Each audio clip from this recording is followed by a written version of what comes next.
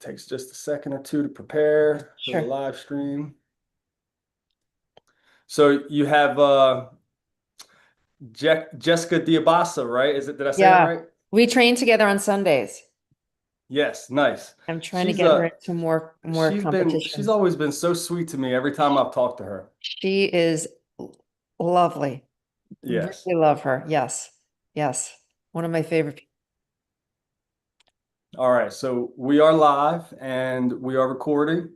Hello, my name is Dana Zorns. Welcome back to another RazeBells conversation. I am blessed with the presence of the Snatch Queen herself, Lorna Kleidman. Good morning, Lorna. Hi, good morning. Great to see you, Hey, Dana. Thank you for having me.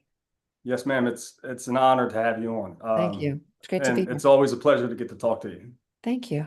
Thank you. So we had a great time. I think I speak for everybody at the competition 2 weeks ago.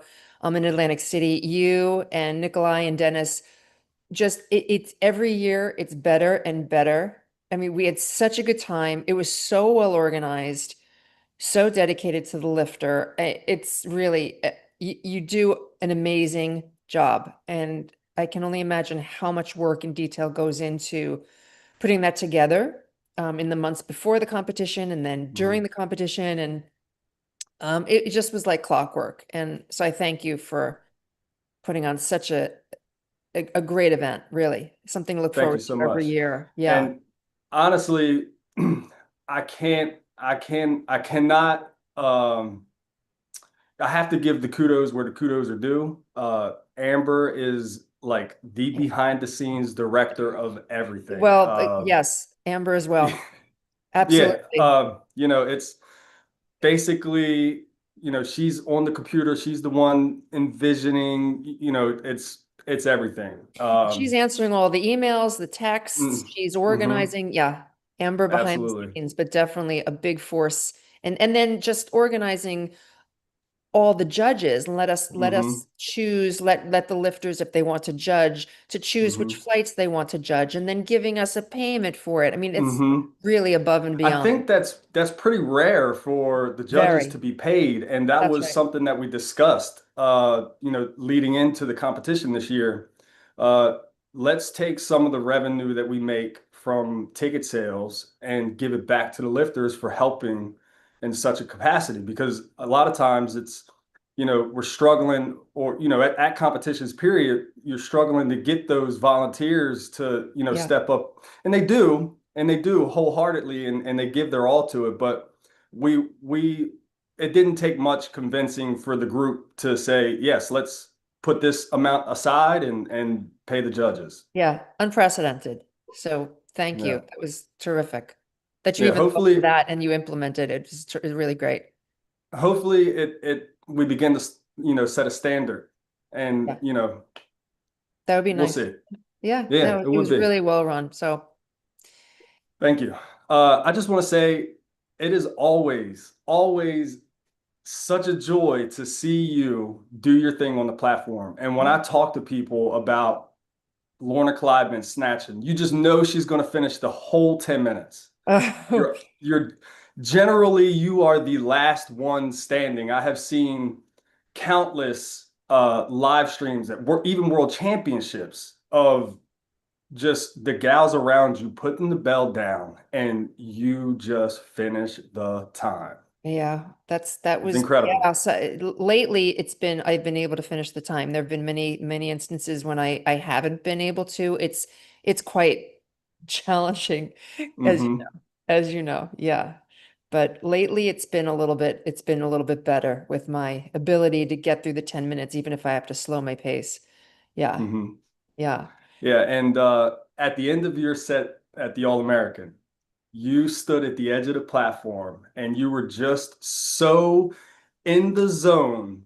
You were so like it's hard to describe. I want you to describe to me what was in your mind when you put that bell down and hit your PR at Yeah. this Well, age. my goal going into this one 2 weeks ago was to make an in-person PR. So Hmm. last year at your event, I made 145. Hmm. And then so I wanted to beat 145. So that's a PR for an in-person, not an online competition. Hmm. So I'm training to get to, one above 145, anything above 145. And so I started out on my right side and I was feeling really good. And I got to 83, a little bit over 5 minutes. I think it was like 5:20 or 5:25. And I was like, oh, I'm feeling really good.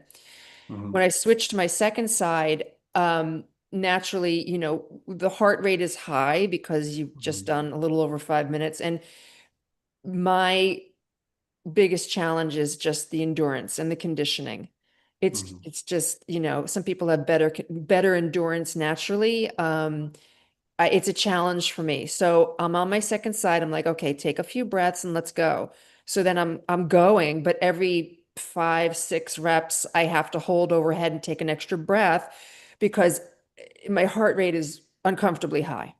Hmm. So it's a matter of, okay, am I going to go at the pace I want to go and kind of quit early, which I don't want to do? Or am Hmm. I going to just slow down and try to maintain what I can physically and mentally? Hmm. So that's always the challenge. And then on the second side starts the negotiations in the brain. Hmm. I'm once in a while, I'm checking my score, I'm checking the clock. I'm like, oh God, I have 2 minutes to go, which seems like an eternity. Hmm. And I'm thinking, okay, well, we won't make the PR today. Well, all right, so get to 135, 138. That's okay. Just get, it's okay. So I'm trying to just tell myself, keep going, take your breaths when you can, keep going. And fortunately, Boris is so great. I love Boris. We help each other, but he yells at me over and over and he knows what to say and like whatever he says really helps me. So he was pushing me. And I was actually going to comment on your guys' dynamic. The he's way you guys just push each other was he's so also awesome to good. see. Yeah, Boris, and that's why I wanted to change. I asked Hmm. Amber to change our flights because he was right before me or right after me. And I'm like, can we space it out because we want to help each Hmm. other? So he helps me a lot, even and World Championship too. So um, I'm like, okay, so I have like 2 minutes to go, 90 seconds to go, and I'm like, okay, just do what you can. And my pace was really slow. It was like 14, which my goal was really to get 15 on the second side. And I'm going. And so then like at 30 seconds remaining, I'm looking at the clock. It's at 9:30 and I'm thinking, "Oh, I have 30 seconds to go and I can make this personal best." Hmm. Doing the math and I because I had gone so slow on the second side, I had some gas in the tank that I Nice. found and then I was just able to eke out like 7 faster reps. And in the corner of my eye on the floor is that bell. And I'm like, I want that bell. So now for like 4 minutes, I'm thinking, "Oh, I'm not going to get it. It's okay. Just fulfill the time." And then in Hmm. the last 30 seconds, I'm like, oh, wait a minute. I can do this. So I'm like, boom, boom, boom. And then I'm like, get that damn bell. And that felt so good. But it's really like a challenge of the conditioning for me. And that's Hmm. the hardest part. Like I can lift weights all day. Hmm. I can do intervals all day, but that conditioning and getting that heart rate high and maintaining it is Hmm. just, I'm sure for most people, but it's really difficult. And I so believe that's, it. Yeah. always the thing to work on. Hmm. So that felt really good. Yes. So leading into it, what kind of conditioning training are you adding in to your snatch intervals? Are you doing anything in particular? I always do either the Airdyne bike Hmm. or a rower Hmm. and then jogging, which is steady state. But for Hmm. conditioning, I make up my own, I either do the rower or I make up my own conditioning sets, Nice. which can be combinations of different things just to get the heart rate up and then keep it up. And Hmm. yeah, it's challenging, Hmm. but it's got to be done. It's got to be done. Yes. Yeah. Yeah. So what does a typical Airdyne bike uh sequence look like for Sequence, you? right. So it depends on how much time. So Hmm. maybe I'll do 20 seconds work Hmm. and keeping it maybe uh 330 watts, Okay. like that, and then 40 seconds recovery, Okay. maybe 10 rounds. Hmm. Or maybe if it's a 15-minute set that I choose to do, I'll take down the intensity. So maybe it'll be 30 seconds on, 30 seconds rest, but it'll be more like 280, 285 for 30 seconds and then 30 seconds Hmm. rest, something like that, Hmm.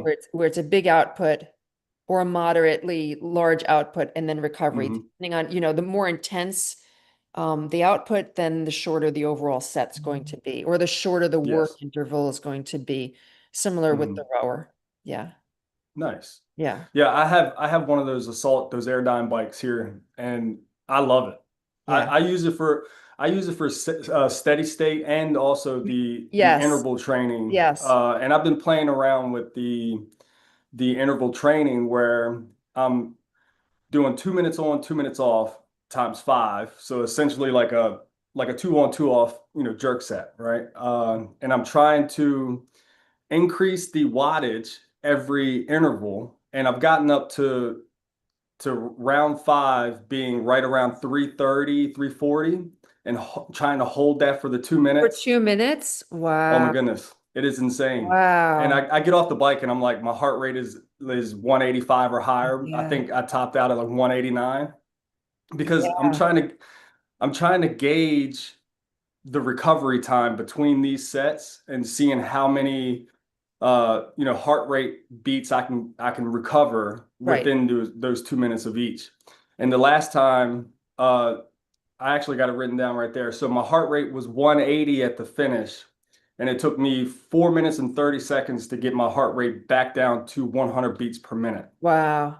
Yeah. Yeah. I Yeah. think that's pretty good. Yeah. I have to really look into some studies and see what For your the heart age rate and your drop. level, Hmm. what the heart rate return to a Hmm. baseline is. But yeah, but that's that last set where you're going for 2 minutes. That's the longest 2 minutes of your life. Oh, it's It's insane. Plus, I had my wife and my kids out here trying to talk to me, and I'm just sitting here just oh my pushing this goodness. Airdyne bike. I'm like, guys, got to give me a second. I got Lots 30 of seconds. I got 30 stimulation. seconds.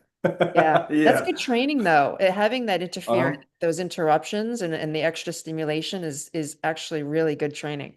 Hmm. Yeah. Let's talk about that mindset and, the difference between working out at your house and actually going to a competition and, the benefits of actually getting out of your comfort zone of training at home Yeah. or in a garage gym or even at your regular gym to go to a competition where it's high energy, it's packed full of people.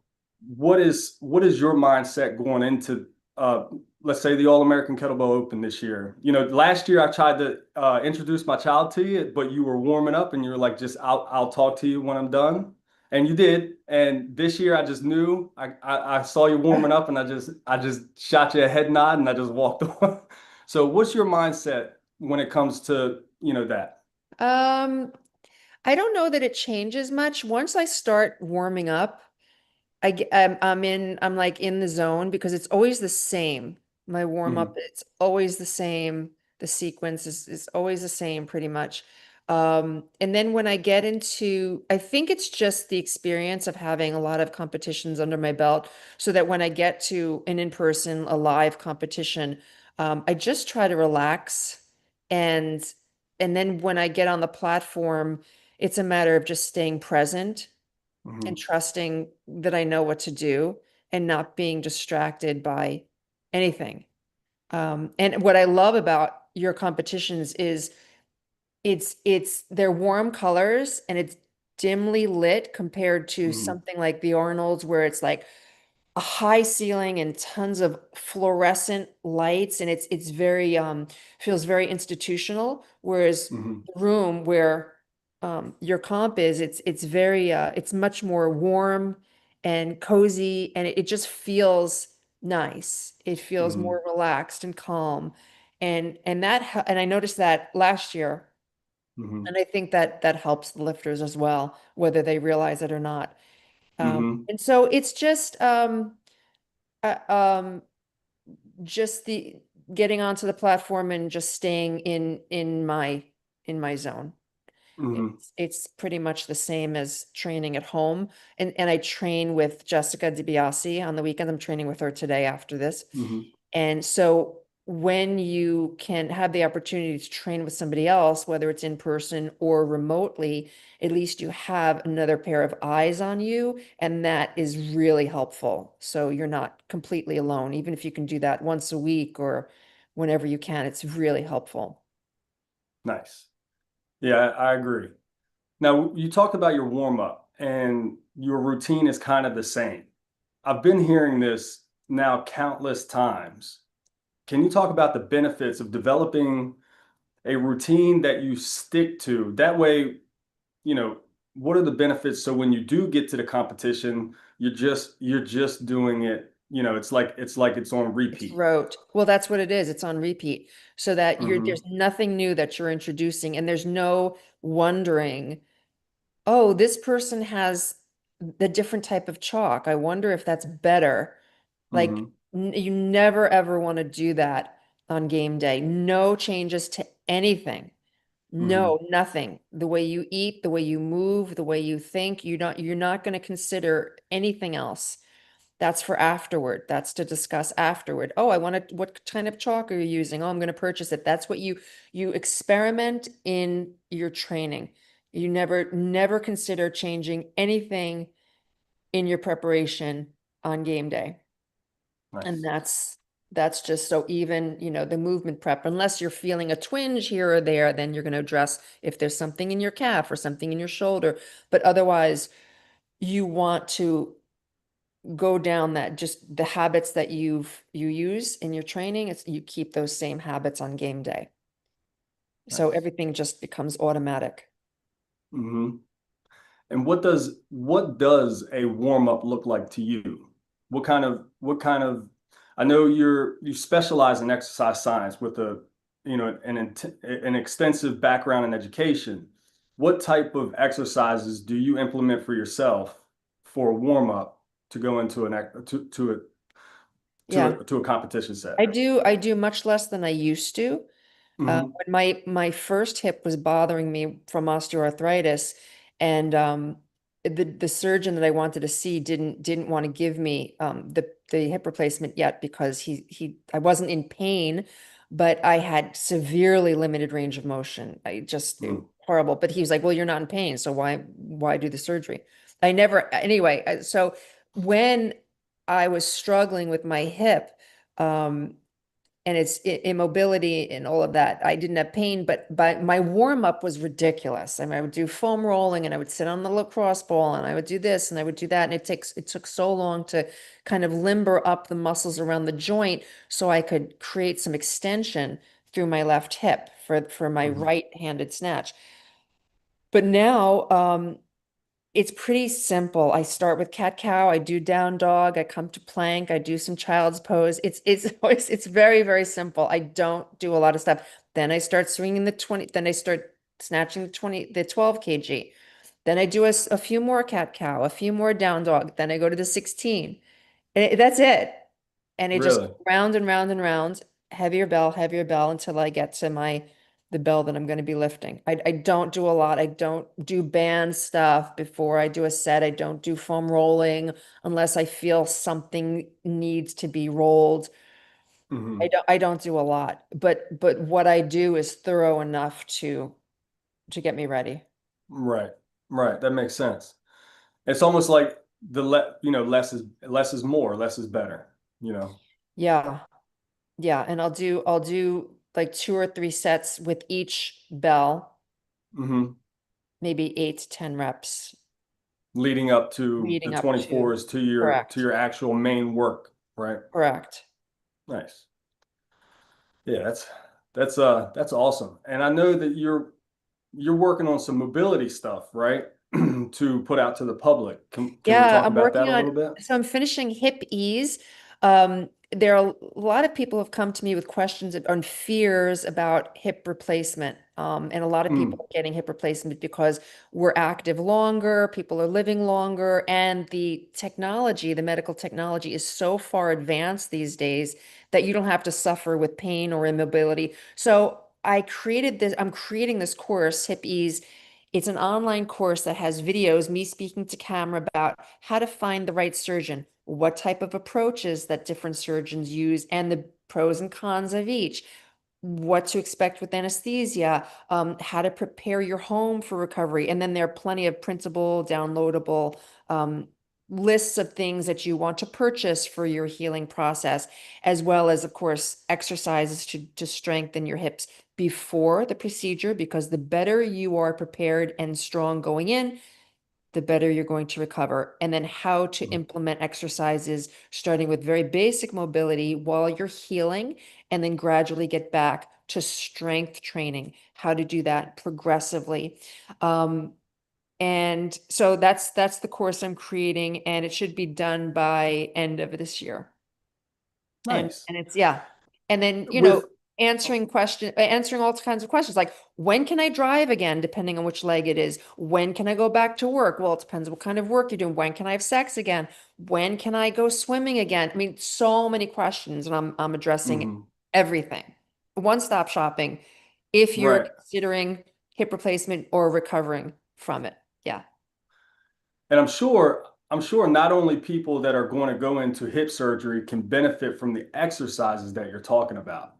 Um, what can you give me an overview of the progression that you're speaking of? So if someone, Yeah. with kettlebells, we're talking we're hip dominant exercises, hip hinge exercises, shoulder overhead, shoulder mobility, things like that, stabilization. What types of progressions would you look for, or do you recommend in, strengthening the hip? Well, we have to think about the way the hips move and the legs move. So we've got the sagittal plane, the frontal plane, right? Flexion, extension, abduction. So for example, when you're strengthening prior to hip replacement, you just have to work within the range of motion that you can. That's Hmm. why I still squat to a bench, because I don't have a deep squat. I never did, and I still don't, because even with the hip replacement, they're not really giving me more room. Hmm. The room in my hip is the room in my hips. So I squat to a bench and I can go heavy. I've never had an ass to grass squat, but Hmm. you're going to move in the range of motion that you can without pain or without compensations before you go into surgery. You want to stay as strong as you Hmm. can in all planes of motion. After the procedure, when you're healing, you're going to do some squats, maybe with a TRX. So you're supporting your weight. You can sit Hmm. to a chair and then stand, not even full body weight. Then you graduate to sitting and standing without the TRX, just your body weight. Then maybe a little bit deeper, then lunges, then, so everything is, you take baby steps, right? Start hip hinging, with Hmm. your hands sliding down your thighs, and then you can start with some light weight, and then you can maybe deadlift from the floor, but it depends on the approach you've had, because there are some precautions depending on the approach that the surgeon utilized. There are usually some movement precautions in the first few weeks, and then Hmm. after that, you're usually free to go. And then the main thing that people need to focus on that most people miss is abduction, keeping the gluteus Hmm. medius and minimus in the frontal plane strong, because that helps our back, our hips, our knees. Really, really important. So whether it's a side lying abduction or a banded knee abduction, those kinds of things, split squats also help. The lateral Hmm. hips, really important to work on that. Nice. So it's all in the course, like how do I stay strong and then get back to strength? It's all like progressive, step by step by step. Hmm. Yeah. Yeah, that's awesome. What role does isometrics play in this progress? Isometrics are great. So for example, holding a hovering squat over a chair, right? Or Hmm. holding a split squat for a few seconds, just holding that time under tension. That's has its place. Same Absolutely. thing for planks, absolutely has its place. Yeah. Yeah. For muscle And building. I'm sure with your experience through hip surgery, you know this firsthand that, well, that's why you're creating the hippies Right. Exactly. Of course, course. because Right. you've been through it. You've developed the strength back in yourself Yep. to now come back and hit PRs Right. and things like that. That's right. What what other types of exercises are you doing with kettlebells other than snatch? Are you doing anything else? Um, I do some swing cleans, double Hmm. swing cleans, as part of some of my conditioning. Once in a while, I'll do some jerks, high pulls, also part of conditioning, and those Hmm. power moves. Um, anything that gets the heart rate up, I usually implement into my conditioning Hmm. segments. If I'm not doing the bike, I'll do like a kettlebell or a dumbbell circuit or something like that. Yeah. Hmm. Um, but otherwise I'm not doing, what else am I doing? I don't do swings that much. More cleans, high pulls, things like that. Yeah. Right. And that sounds like it's a a straight progression to the snatch. Cleans, Yeah. high pull, snatch. Power Yeah. through the hips and legs. Hmm. Yeah, always the Yes. power through the hips and legs. Yes. Every day Hmm. is leg day. I mean, almost every day is leg day. I'm always working legs and I love it. Fortunately, I enjoy it. Yeah. Yes. Well, I mean, at your age, not saying that you're old because you're out here killing some of the younger cats. You're still showing us how it's done at 60, Yeah. so It's funny because I think back when I started with the 16 kg snatch and then I hmm progressed to the 20 kg.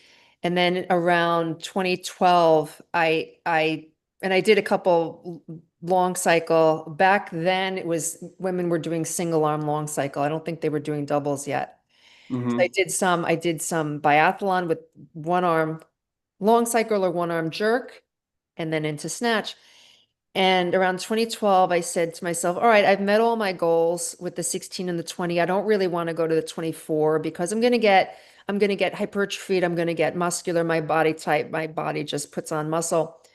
And so I'm like, I'm good. I'm good. I'm going to stay in the sport and participate as a whatever, as a judge, as a coach, go to the events, support other lifters.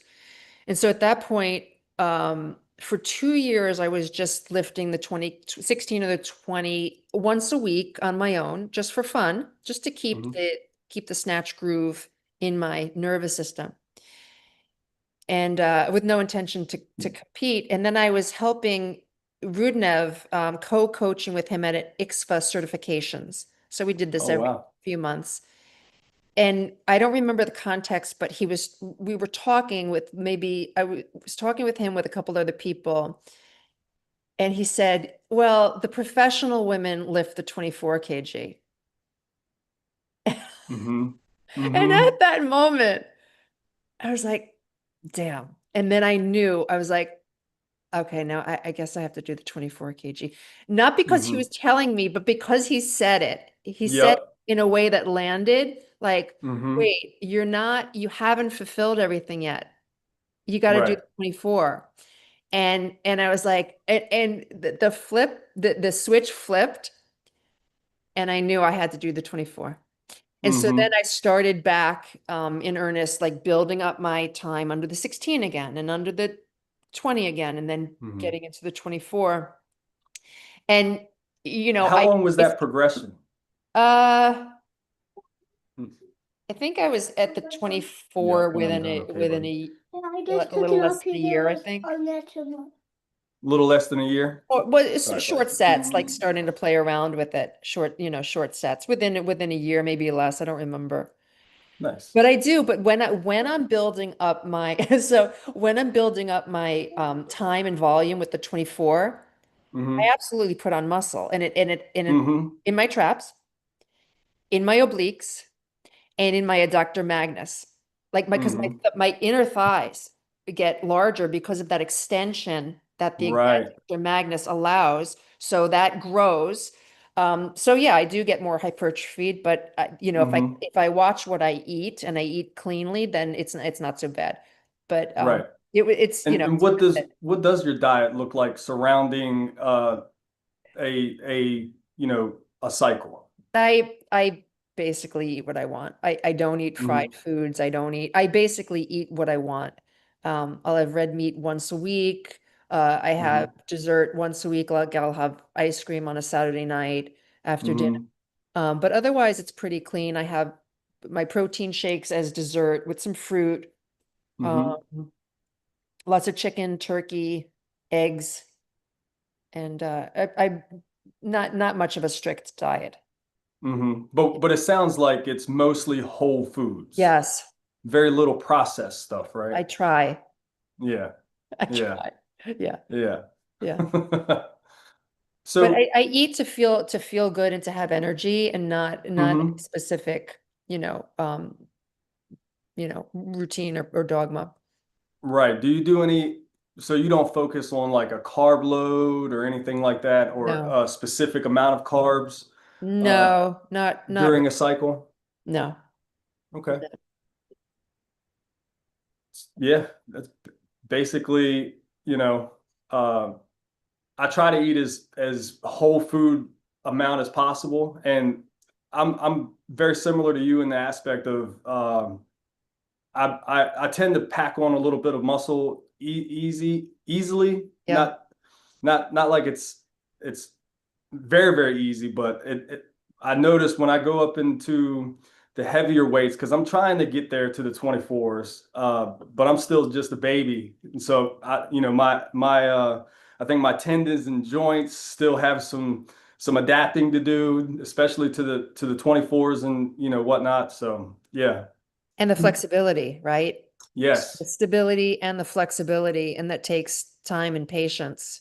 it definitely It really definitely does. does. Yeah. And Hmm. expanding the diaphragm and holding that rack position and opening your back. And Hmm. yeah, that's a And I lot of think that's adaptation. my biggest thing is especially I get it in doubles, but when I go overhead, it's like I need to, expand the Yeah. thoracic Thoracic. out more so Yeah. my scapula can move around the rib cage and just come together in that overhead. Yes. Because my right side fatigues extremely fast, and then minute six, it looks like I'm still locked out on this Yeah. side, but this arm looks like this, and I'm like, I got some work to do. Are I still you have. left-handed? I am right-handed, Yeah. but I used to play baseball, and I was The an internal outfielder. the internal So rotation, right. I've injured this shoulder quite a few times playing ball over the years. So. Right. So you got Hmm. to get that mobility back. Yep. Yeah. And it just I do a various amount of, stability exercises. I try to after a fatiguing, interval set, I try to just get that bell up there and hold it.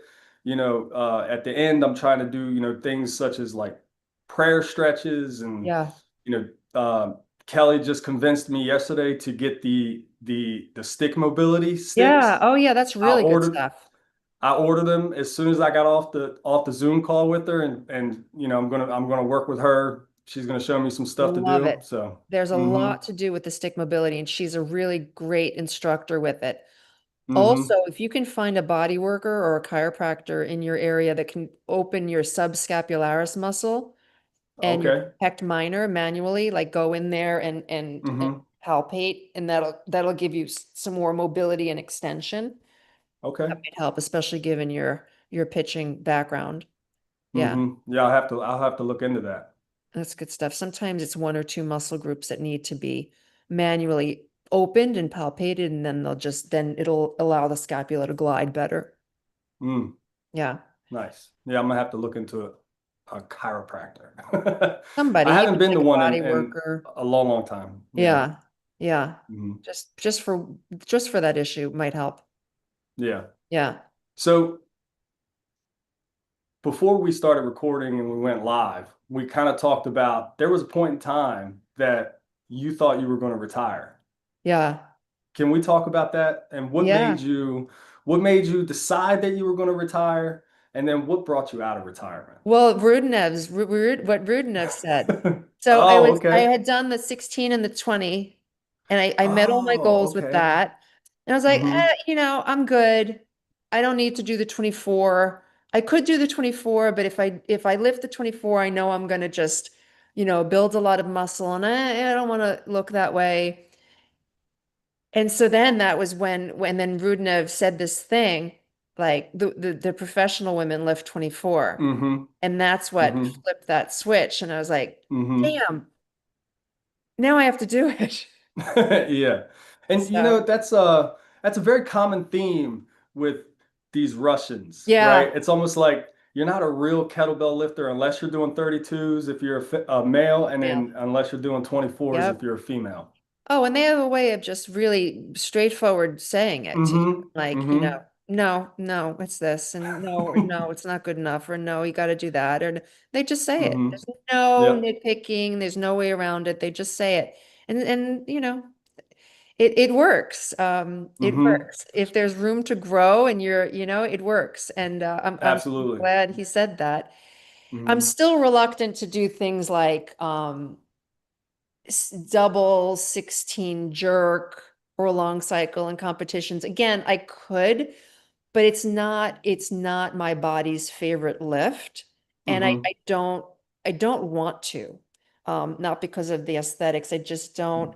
I've done long cycle with 212s and I can go Mm-hmm. pretty fast and that's fine. But then going into the 16s or higher, it's just another animal that I don't want to, or at least at this point in my career, it doesn't mean anything to me. I'd rather just, Mm-hmm. do either 12 kg long cycle or stick with snatch only. Mm-hmm. Yeah. What do you have plans to continue? And are you looking at the future world championships? Are you what type of role are you playing in the community as far as like Team USA? Uh, you know. Yeah, I want to keep going to world championships. Absolutely. And I Hmm. want to I want to stay with the 24 for a couple more years. Or as long as I can. And as long as the spark is there and the spirit is Hmm. there, I want to stay with the 24. And when it's time to shift down to the 16, I will. Unfortunately, they don't, WKSF doesn't, I don't think they have a 20 kg snatch only. It's 20 Oh, really? kg biathlon for women. Hmm. Because so it's either 24 only or 16 only. Um, yeah, so that's unfortunate. So Hmm. yeah, so I'm going to stick with the 24 for a while, and then I'll go down to, the lighter weight. But I'd like to stay in the game. I enjoy the process. I don't I don't enjoy competing necessarily. Like I enjoy the process. I enjoy the Hmm. journey. And it's like Hmm. You got to it's get like dressed, buddy. death. It's like I think about it like life is valuable because we know that it's going to end, right? So there's death is a part of life. I think of it like competition is a part of the process. So if you're just Hmm. training in your garage or in your basement for fun, that's great. But if you're not putting it towards something where you can showcase your process, hi, Hmm. then it's not as fulfilling or it's not as meaningful. So the competition is proof. Hi, handsome. Say hi. Hello. I like your He's asking tie-dye to go ride his shirt. bike. Yeah. You gonna go out soon? Yep. I'm gonna, Hopefully it's not too yeah, I'm gonna cold get you out. dressed as soon as I'm done. Okay. Nope. Let me finish up and then I'll get you Almost dressed. done. Okay. So the competition is just the opportunity to showcase the process and how good Hmm. the process has been. And it's a Hmm. learning opportunity, I whether was just we telling, win or we don't win. Yeah. exactly. I was just telling, I think it was, I spoke to Dan Smith just last night and I was like, the training cycle is that's where all the work is, right? Yeah. The competition is just the celebration of what you've done, Exactly. If we can So, think of it like that, it's a wonderful thing. Right. So, when outsiders think that, we call it competition. I'm going to a competition. I'm training for a competition. I wish there was a different word for it because Mm-hmm. I think people imagine that we like to compete. We like to compete Mm-hmm. and win. And that's not for me. I don't love to compete. But again, it's just it gives you evidence of the Mm-hmm. process. And what I love is the process. Mm-hmm. And yeah, so yeah, I that's tell all the guys me. here on the Raise Bells team, that's what we're doing. Now we're going to go celebrate Right. what we've all the work we've put in. It's That's a what a lot of the celebration. Olympic athletes they say that too. They're like when the Oh, Olympics really? are done and the days before they go to the Olympics, they're like, this is party time, like for their brain, Mm-hmm. body, like this is celebration time. Like, wow, that's really cool. So a couple years ago, I was really ill. Like I don't, not a lot of people know this, but I had some kind of virus. I was diagnosed with Epstein-Barr, which is this Oh, wow. nebulous diagnosis, but whether it was or wasn't Epstein-Barr is very hard to pinpoint because almost all of us have the antibodies for Epstein-Barr in our blood results. So it was some kind of virus, and I was extremely tired. I could train, I wasn't training well, but I was being consistent. It was hard to push. I was sleeping 2, 3 hours a day in the afternoon, sleeping. Wow. My system was just shot. My immune system was shot. My energy, it was really bad. Um, but so I wanted to go to Hungary in 2023, and my training was not where I wanted it to be. And I was like, Mm-hmm. but I want to go. So instead of thinking about, how am I going to go to this world championship with a sense of fear, in a sense Mm-hmm. that, I'm going to underperform, or I'm going to disappoint myself or my teammates, or I'm going to quit early on the platform. Like there was all this fear, like, I want to go, but how am I going to do this? So I sat with that and I had to come up with a different mental approach, right? So instead of going in with fear, Mm-hmm. I thought, well, what if I make my first priority to have fun? Right. And I had never done that before. Never. And how'd that turn out for you? Fun. What? I have to win. I have to that. I have to perform well. I have to all this pressure I put on myself. But I was like, well, we don't have that right now. I don't know how I'm going to do, but I want to go. So how about Mm-hmm. we go and have fun? Right. And I did. And I had fun and I did well. And so Mm-hmm. it was such a learning experience for me in the way I talked to myself, in the way I approached the competitions, in the Mm-hmm. way I show up. And so I still now the main thing is have fun at That's this right. point. Yeah, that's what it's all about. Mm-hmm. So And you know, I hope that you continue to do that. And I think, you know, you are, I think you still have 5, 10 years left in this sport. I mean, look oh, I at hope look at so. guys like I know you're gonna know who I'm talking about. I'm drawing a blank, but what's his name's Owen There? or no? Who? What's his it's the he's like 84 now. Do you know I'm I'm drawing sh a blank on his name. Oh no, He's Jerry? Jerry Gray, right? Jerry Gray. Oh, we Mm-hmm. love Jerry Gray. It was what a Mm-hmm. doll of a man. I know. Great guy. And I've Liberty? talked to him quite a bit, and I've been trying to get him to come out to the All-American, which he's been wanting to, but just at the end, it just doesn't work out for that. But I would Yeah, love to get him to come out, and what a great I guy. think you are well on your way to be an inspiration, Oh, I hope so. such as that. Yeah, Jerry and Liberty are lovely people. Mhm. Eh, He wants to go.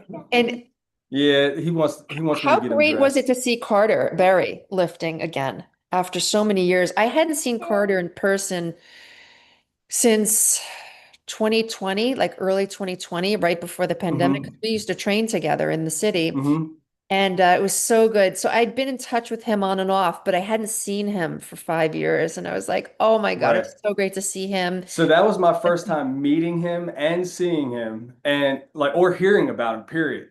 And all I kept hearing was, "Oh my God, Carter Berry's here." Yeah. And Nikolai was like Carter Berry just drops in once every 4 years, Yes. hits a PR on 32 kilogram freaking biathlon and then walks away like nothing. And I'm like, this guy is insane. He's really good. He's so talented. Natural athlete. And And we really need to get him to come to Worlds. Yeah, because and otherwise he's under the radar. Like nobody yep. really know. He's not on social media. He's totally under the radar. And I'm like, dude, come on. I instantly went to go search for him, and I'm like, he posts like one thing a year. Yeah. Yeah. Yeah. I So, respect that. But it's like, oh, we want more of you. Yeah. Great guy. for sure. Yeah. Yeah. Lorna, I'm being summoned Yeah. away. Absolutely. It's a Sunday. You got to get out and play.